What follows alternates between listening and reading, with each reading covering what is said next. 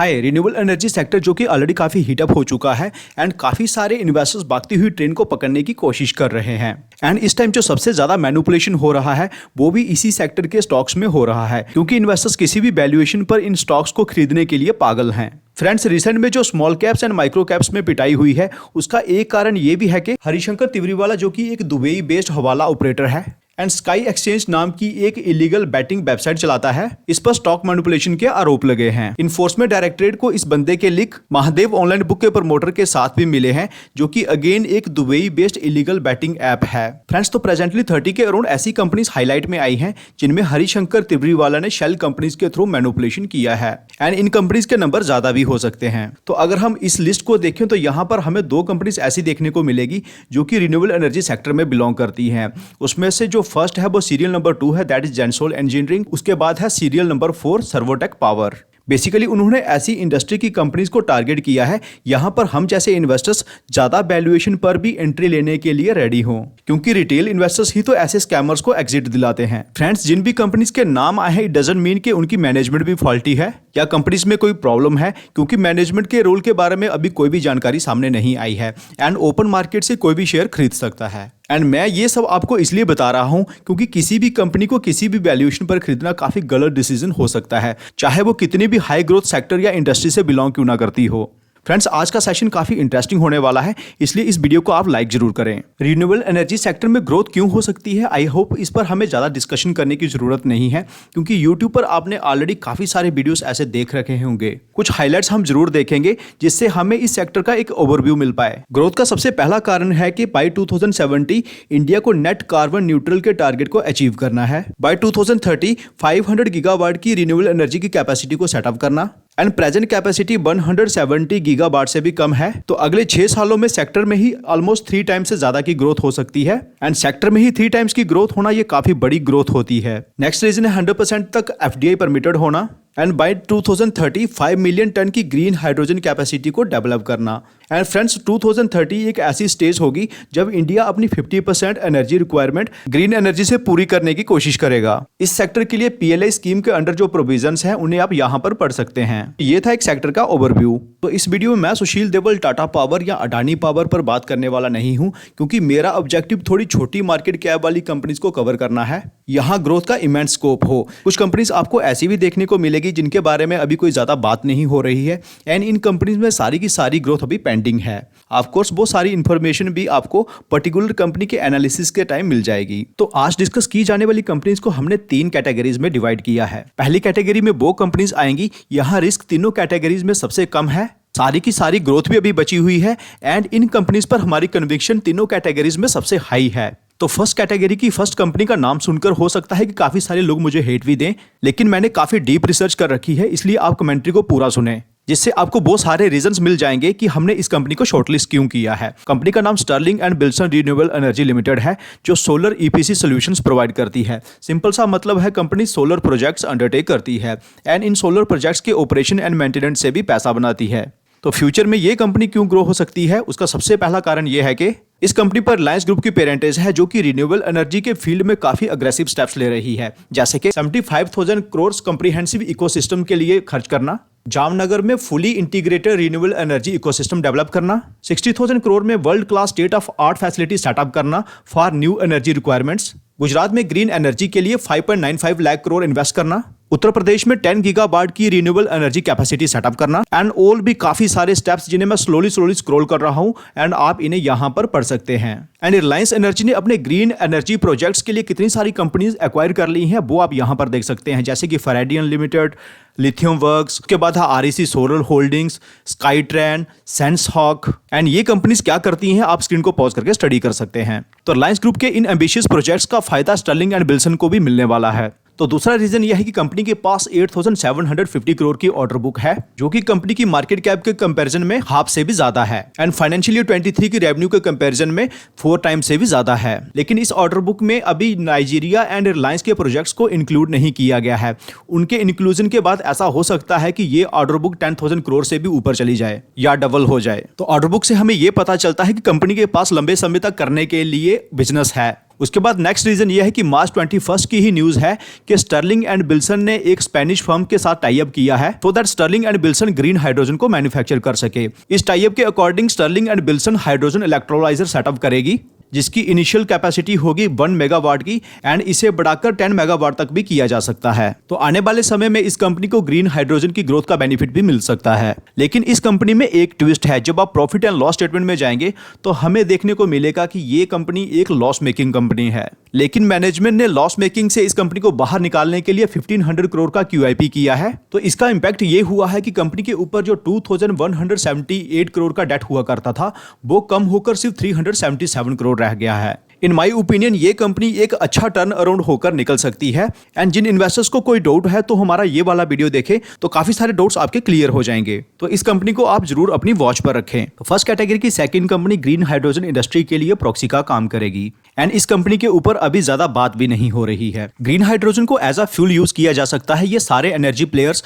बहुत पहले से जानते हैं। तो फिर चैलेंज क्या रही है? तो सबसे बड़ी चैलेंज जो हमेशा से रही है वो रही है इसके प्रोडक्शन का प्रोसेस एंड सेकंड बड़ी चैलेंज आती है ग्रीन हाइड्रोजन की ट्रांसपोर्टेशन एंड स्टोरेज एंड इसकी रिफ्यूलिंग की प्रक्रिया। तो ग्रीन हाइड्रोजन के ट्रांसपोर्टेशन एंड रिफ्यूलिंग के लिए cryogenic tanks and cryogenic equipments का यूज होता है। फ्रेंड्स, वो कंपनीज भी काफी फास्ट पेस पर ग्रो कर सकती हैं जो इन क्रायोजेनिक इक्विपमेंट्स को बनाती हों। तो जिस कंपनी को हमने ग्रीन हाइड्रोजन की एज अ प्रॉक्सी शॉर्टलिस्ट किया है उसका नाम है Inox India limited. Friends, Chandrayaan 3 की सक्सेस का क्रेडिट इस कंपनी को भी जाता है क्योंकि चंद्रयान 3 के लिए जितने भी क्रायोजेनिक इक्विपमेंट्स यूज हुए थे वो इस कंपनी ने बनाए थे। तो ये कंपनी काफी एक्टिवली इसरो के साथ काम कर रही है, तो इसलिए ये कंपनी स्पेस सेक्टर में होने वाली ग्रोथ की प्रॉक्सी का भी काम करेगी। फ्रेंड्स, 2 मंथ पहले की न्यूज है कि अडानी ग्रुप ने अडानी टोटल गैस के लिए आइनॉक्स इंडिया को चुना है। तो अडानी टोटल गैस को LNG का इकोसिस्टम डेवलप करने के लिए जो इंफ्रास्ट्रक्चर की रिक्वायरमेंट पड़ेगी वो आइनॉक्स इंडिया के पास है। तो ये कंपनी क्यों ग्रो कर सकती है? उसका पहला कारण ये है कि अपने सेगमेंट में ये कंपनी वर्ल्ड लीडर है जिसके पास 30 इयर्स का एक्सपीरियंस है एंड 100+ कंट्रीज में इसकी प्रेजेंस है। मैनेजमेंट खुद भी कहती है कि दुनिया हाइड्रोजन की तरफ अब शिफ्ट हो रही है, जबकि कंपनी ने ये काम 1999 में ही कर दिया था। लिक्विड हाइड्रोजन एंड LNG की complete value chain and product segment में कंपनी की प्रेजेंस है एंड ये इंडिया की पहली कंपनी है जिसने trailer mounted hydrogen transport tank का डिजाइन किया था इसरो के साथ मिलकर। फ्रेंड्स, आज अगर हाइड्रोजन का या दूसरी हाईली रिएक्टिव गैसेस का ट्रांसपोर्टेशन करना हो तो इस कंपनी के पास सारे सॉल्यूशंस अवेलेबल हैं, चाहे वो ट्रांसपोर्टेशन रोड से करना हो या वो ट्रांसपोर्टेशन वाटर से करना हो। ये company complete end to end solutions भी प्रोवाइड करती है for setting up of cryogenic facilities. Friends, video अगर इन्फॉर्मेटिव लग रहा है वीडियो को लाइक जरूर करें। फ्रेंड्स, मेरे लिए काफी डिफिकल्ट हो रहा है इस कंपनी को इतने कम समय में कंप्लीट कवर करना, इसलिए जिन इन्वेस्टर्स को इंटरेस्ट है वो ये वाला वीडियो जरूर देखें, लिंक डिस्क्रिप्शन में मिल जाएगा। फ्रेंड्स, जहां तक कि एक्युमुलेशन की बात आती है वैल्यूएशन हायर साइड पर है, तो इसलिए हमें क्या करना है, सिर्फ डिप्स को यूज करके ही एक्युमुलेशन करना है। तो वीडियो की सेकंड कैटेगरी में ऐसी कंपनीज हैं जिनमें ग्रोथ का तो ह्यूज पोटेंशियल है ही एंड ये कंपनीज ऑलरेडी अच्छे रिटर्न्स बनाकर भी दे रही हैं। इन कंपनीज को ऑलमोस्ट सारे इन्वेस्टर्स ट्रैक भी करते हैं, इसलिए वैल्यूएशन बहुत बार हाई भी चली जाती है एंड ये कंपनीज हाईली वोलाटाइल भी रहती हैं। तो थर्ड कंपनी सोलर से पावर जनरेट करती है एंड दूसरा सोलर एंड विंड के हाइब्रिड प्रोजेक्ट से। इसका पहला बिजनेस मॉडल है रिन्यूएबल एनर्जी से पावर प्रोड्यूस करना एंड प्रोड्यूस की गई पावर को पावर हाउसेस के थ्रू बेच देना। इसे इंडिपेंडेंट पावर प्रोड्यूसर मॉडल कहा जाता है। दूसरे मॉडल के अकॉर्डिंग कंपनी किसी प्रोजेक्ट को डेवलप करती है एंड देन उसे किसी थर्ड पार्टी को बेच देती है। तो यहां ये कंपनी एक तो उस प्रोजेक्ट को बेचकर पैसा बनाती है एंड दूसरा उसके ऑपरेशन एंड मेंटेनेंस से एंड इस मॉडल को कैप्टिव पावर प्रोड्यूसर मॉडल कहा जाता है। कंपनी का नाम KPI ग्रीन एनर्जी लिमिटेड है एंड ये कंपनी क्यों ग्रो कर सकती है उसका पहला कारण ये है कि कंपनी के पास 612 मेगावाट से भी ज्यादा का बिजनेस पाइपलाइन में है एंड ये कितना बिजनेस है वो मैं इससे बताना चाहूंगा कि कंपनी ने आज तक जो बिजनेस किया है वो है 380 मेगावाट का। जो बिजनेस पाइपलाइन में है तो ये ऑलरेडी किए हुए बिजनेस के कंपैरिजन में 2 टाइम्स से थोड़ा सा ही कम है एंड दूसरा रीजन ये है कि ज्यादातर फाइनेंशियल इंस्टीट्यूशंस का सेंटीमेंट भी पॉजिटिव है इसके बिजनेस के ऊपर एंड उसका पता ऐसा ही चलता है कि कंपनी ने 3000 करोड़ का QIP लाया था एंड ये फर्स्ट 4 आवर्स में ही 3 टाइम्स ओवर सब्सक्राइब हो गया एंड ये है वो 29 इंस्टीट्यूशनल इन्वेस्टर्स जिन्हें इस QIP में अलॉटमेंट किया गया। नेक्स्ट रीजन है इस कंपनी की ग्रोथ के पीछे वो है कंपनी का हाइब्रिड मॉडल। यहां पर company solar and wind energy दोनों को एक साथ यूज कर रही है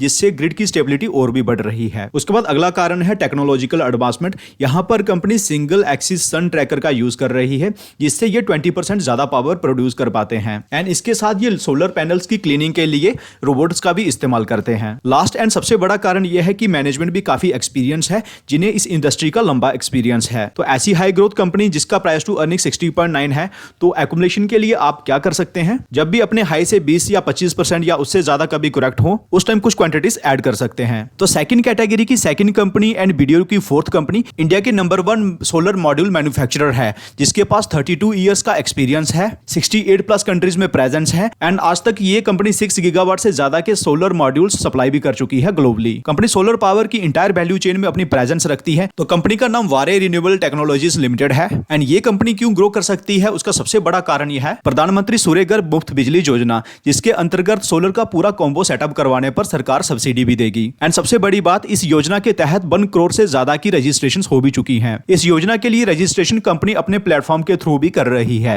उसके बाद अगला रीजन यह है कि कंपनी ग्रीन हाइड्रोजन के लिए फोरे कर चुकी है। इसके लिए ये 1 गीगावाट का ग्रीन हाइड्रोजन प्लांट सेटअप कर रहे हैं। कंपनी आने वाले समय में किसी दूसरे प्लेयर के साथ मिलकर इलेक्ट्रोलाइजर की गीगा फैक्ट्री भी सेटअप करना चाहती है, सो दैट ग्रीन हाइड्रोजन के फील्ड में इमर्ज हुई अपॉर्चुनिटी को कैप्चर किया जाए। नेक्स्ट रीजन यह है कि कंपनी की अनएग्जीक्यूटेड ऑर्डर बुक 749 मेगावाट से भी ज्यादा है, जो कि ऑलरेडी एग्जीक्यूटेड ऑर्डर्स के कंपैरिजन में 70% तक ज्यादा है। कंपनी जितने भी प्रोडक्ट्स बनाती है उन्हें अपने ई कॉमर्स प्लेटफॉर्म्स के थ्रू डायरेक्टली एंड कंज्यूमर को भी बेचती है। इट मींस इस कंपनी की कुछ रेवेन्यू B2C सेगमेंट से भी आती है। इस कंपनी में ग्रोथ के मल्टीपल ट्रिगर्स हैं, लेकिन वैल्यूएशन काफी हाई है, इसलिए स्टॉक प्राइस में कोई बड़ी डिप ही ऐसी कंपनीज में एंट्री दिला सकती है। तो आज के वीडियो की थर्ड कैटेगरी ये काफी सारे इन्वेस्टर्स को पसंद आने वाली है, क्योंकि इन कंपनीज की मार्केट कैप काफी छोटी है, यानी कि लेस देन 5000 करोड़, लेकिन ये कंपनी सबसे ज्यादा वोलेटाइल रहेगी एंड ये कंपनीज ऐसे इन्वेस्टर्स के लिए सूटेबल हैं जिनकी रिस्क एपेटाइट हाई हो। तो थर्ड कैटेगरी की फर्स्ट कंपनी एंड वीडियो की फिफ्थ कंपनी का बिजनेस KPI एनर्जी के जैसा ही है, क्योंकि अगर आप सॉल्यूशंस में जाएंगे तो आपको floating scholars, solar parks, rooftop solar, corporate solar, hybrid and energy storage जैसी सॉल्यूशंस देखने को मिलेगी। एंड कंपनी जो सर्विसेज ऑफर करती है वो भी आपकी स्क्रीन पर है, जो कि काफी हद तक KPI एनर्जी से मिलती जुलती हैं। लेकिन डिफरेंस यही है कि KPI एनर्जी डोमेस्टिक मार्केट पर ज्यादा फोकस कर रही है एंड ये कंपनी डोमेस्टिक मार्केट के साथ साथ इंटरनेशनल मार्केट पर भी फोकस कर रही है। ऐसा क्यों कर रही है, अगर इसका आंसर मैनेजमेंट की तरफ से मिलता है तो वो भी मैं आपसे शेयर कर दूंगा। तो ये कंपनी क्यों ग्रो कर सकती है, उसका सबसे पहला कारण यही है कि कंपनी ने जितने मेगावाट के प्रोजेक्ट्स डिलीवर कर दिए हैं, उससे ज्यादा मेगावाट के प्रोजेक्ट्स अंडर कंस्ट्रक्शन हैं, जिससे हमें आने वाले समय की ग्रोथ विजिबिलिटी मिलती है। एंड उसके बाद अगर आप NSE की वेबसाइट पर जाओगे तो आपको 10 से ज्यादा ऐसे ऑर्डर्स देखने को मिलेंगे जिन्हें कंपनी ने लास्ट के 3 मंथ्स में सिक्योर किया है एंड इन ऑर्डर से कंपनी को फ्यूचर में ग्रोथ मिल सकती है। एंड जो सबसे रिसेंट वाला ऑर्डर मिला है, दैट इज मार्च 21 वाला, वो मैं आपको पढ़कर भी सुना देता हूं, लेकिन उससे पहले मैं बताना चाहता हूं कि कंपनी का नाम ओरियाना पावर लिमिटेड है। तो रिसेंट वाला ऑर्डर कंपनी का renewable energy service company segment में मिला है एंड इस ऑर्डर से नेक्स्ट 15 ईयर्स के लिए कंपनी को रिकरिंग रेवेन्यू आएगी। कंपनी ने जितना भी बिजनेस किया है उससे अच्छे नंबर्स जनरेट करना भी स्टार्ट कर दिए हैं, लेकिन रिस्क यही रहेगा कि कंपनी के बारे में काफी सारी इंफॉर्मेशन पब्लिक डोमेन में नहीं आ रही है, जिससे हमें रियल पोटेंशियल को वैलिडेट करने में थोड़ी डिफिकल्टी हो सकती है। उसके बाद कंपनी का प्राइस टू अर्निंग भी हायर साइड पर है, इसलिए ऐसी छोटी कंपनी जिनके बारे में ज्यादा इंफॉर्मेशन भी पब्लिक डोमेन में नहीं है, तो उनमें हमारी इन्वेस्टमेंट अमाउंट भी कम रहनी चाहिए। तो थर्ड कैटेगरी की सेकंड कंपनी पहले तो सोलर एडवाइजरी सर्विसेज प्रोवाइड करती है, उसके साथ सोलर प्लांट सेटअप करती है एंड उनका ऑपरेशन एंड मेंटेनेंस भी करती है। सोलर स्पेयर से जुड़े कंपनी के मार्क्यू क्लाइंट्स आपकी स्क्रीन पर हैं एंड इन सबके साथ कंपनी EV इंडस्ट्री में भी काम करती है। कंपनी का नाम जेनसोल इंजीनियरिंग लिमिटेड है एंड ये कंपनी क्यों ग्रो कर सकती है, उसका सबसे पहला कारण ये है कि कंपनी के पास 1000 करोड़ की ऑर्डर बुक है and 6000 electric vehicles already lease पर दे चुकी है। नेक्स्ट रीजन यह है कि कंपनी EV मैन्युफैक्चरिंग में भी एंटर कर रही है एंड इसके लिए कंपनी पुणे के चाकान में एक ग्रीनफील्ड कैपेक्स कर रही है, इसकी manufacturing capacity 30,000 units per annum होगी एंड इस प्लांट में कमर्शियल ऑपरेशन फाइनेंशियल ईयर 25 के अर्ली में स्टार्ट हो सकता है, जबकि इससे पहले कंपनी ऑलरेडी EV लीजिंग का बिजनेस करती ही है। कंपनी ग्रीन हाइड्रोजन के फील्ड में इमर्ज हुई अपॉर्चुनिटी को भी ग्रैब करने की कोशिश कर रही है एंड इसके लिए कंपनी ने एक ऑर्डर भी जीता है, जहां पर कंपनी कारगिल में NHPC के लिए एक green hydrogen mobility station setup करेगी। नेक्स्ट एंड सबसे बड़ा रीजन ये है कि कंपनी ने एक MOU साइन किया है with government of Gujarat for expansion of EV manufacturing and इस MOU के अकॉर्डिंग टोटल 2000 करोड़ का इन्वेस्टमेंट किया जाएगा। फ्रेंड्स, वीडियो के बिगिनिंग में मैंने बताया था कि हरिशंकर तिवरीवाला ने जो स्टॉक मैनिपुलेशन किया था